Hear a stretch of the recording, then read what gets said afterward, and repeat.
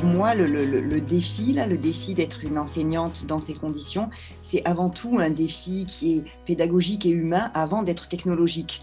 Contrairement à ce que j'avais pu m'imaginer au cours de l'été en préparant mes cours notamment, ou aussi lié à la forme de soutien qu'on a pu recevoir de notre institution. Hein. Vraiment, l'absence de contact, hein, l'absence de lien physique entre mes étudiants et moi, mais aussi entre les étudiants, hein, le fait qu'ils ne soient pas dans une classe, comme c'est des fois, par exemple, le cas quand on enseigne à distance, mais où tous les étudiants sont réunis dans la classe. Ça, je trouve que c'est vraiment un des plus gros, je ne sais pas, obstacles, problèmes, défis, ça dépend.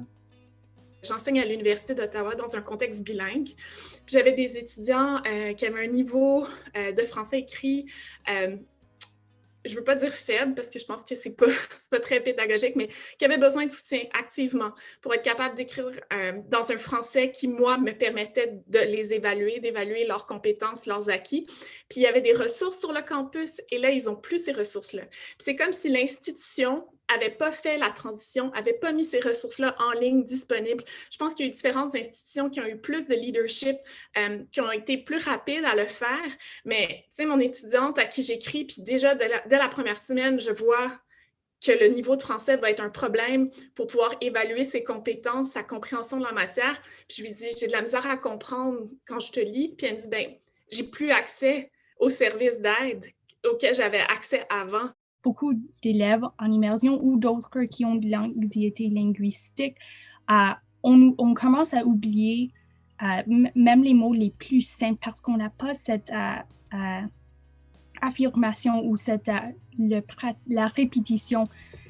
On n'a pas la communauté avec laquelle on interagit à chaque jour quand on a quelque chose comme le Campus Saint-Jean, quand on a un environnement où on doit aller à chaque jour. C'est important de varier les activités.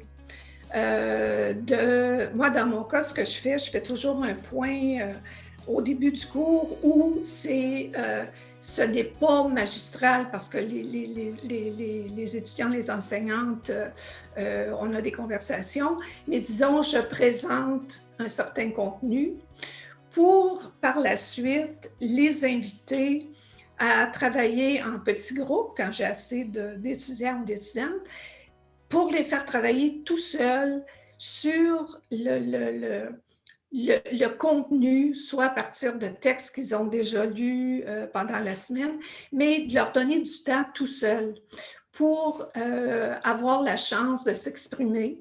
Parce que c'est vrai qu'il y en a qui, au niveau du français, peuvent souffrir d'insécurité linguistique, même si c'est au niveau des études supérieures, parce que souvent, il y a des gens que ça fait très longtemps qui n'ont pas parlé en français.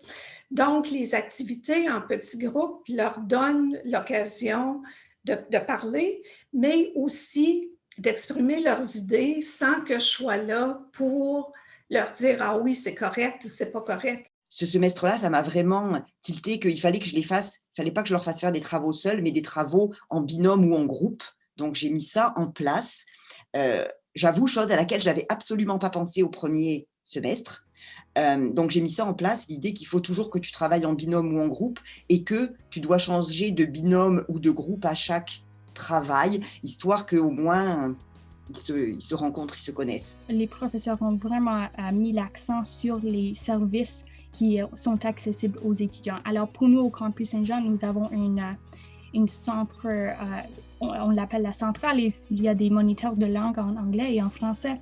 Et pour moi, je l'ai utilisé pas juste pour la correction de mon écrit, de mes travaux écrits, mais j'ai pris des rendez-vous une fois par semaine, juste pour 30 minutes, pour discuter avec une moniteur de langue. Et ça, c'était vraiment juste extraordinaire d'avoir une vraie personne avec qui je pourrais pratiquer et m'exprimer. Une idée que j'ai pas encore testée, que j'aimerais tester, ce serait le fait de mettre de la musique francophone en attente.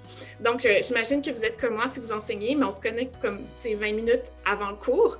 Puis, il y a un écran d'attente, puis je savais pas, mais je vous le dis, on peut mettre de la musique en attendant que le cours commence. Puis j'essaie vraiment de penser, oui, il y a l'apprentissage dans mon cours en français, mais c'est l'idée de continuer à vivre en français.